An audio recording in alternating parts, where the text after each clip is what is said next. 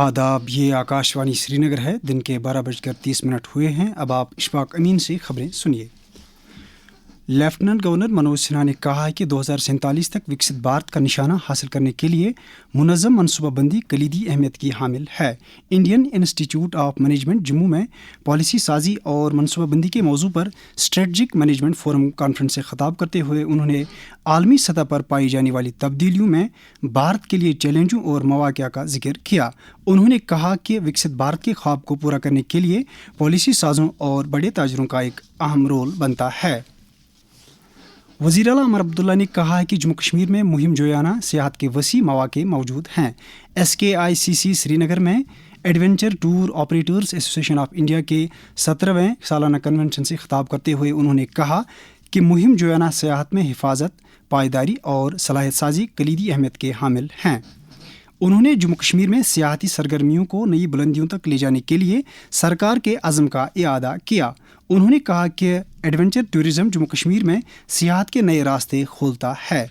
उन्होंने उम्मीद जाहिर की कि ATOIA के साथ शराकतदारी इस सेक्टर की तरक्की में मदद देगी।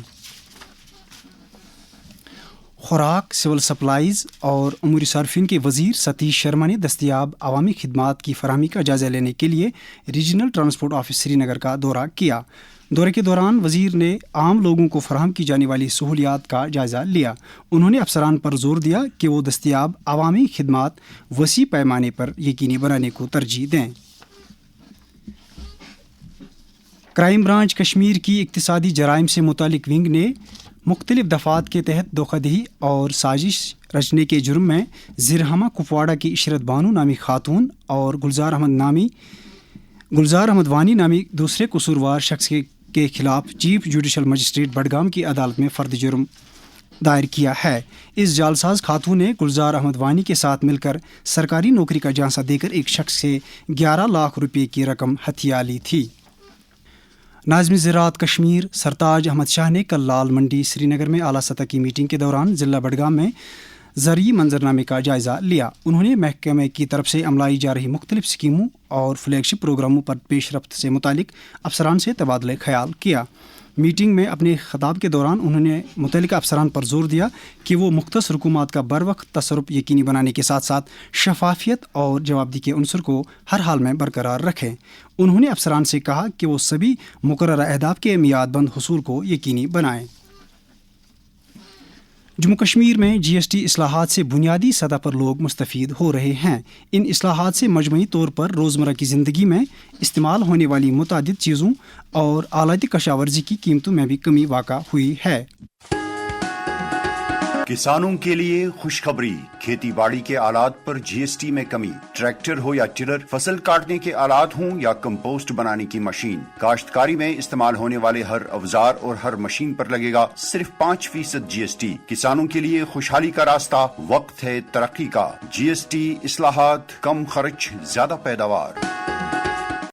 जम्मू कश्मीर बैंक की flagship high density plantation scheme के नफाज को मज़ीद मुस्तहकम करने के मकसद से बैंक के कॉरपोरेट हेडक्वार्टर्स में प्राइवेट इंटरप्राइज के साथ कल एक बहस मुबाहिसे का इनेकाद हुआ, जिसमें अहम शराकतदारों के दरमियान हम आहंगी को बेहतर बनाने के लिए राय हासिल की गई।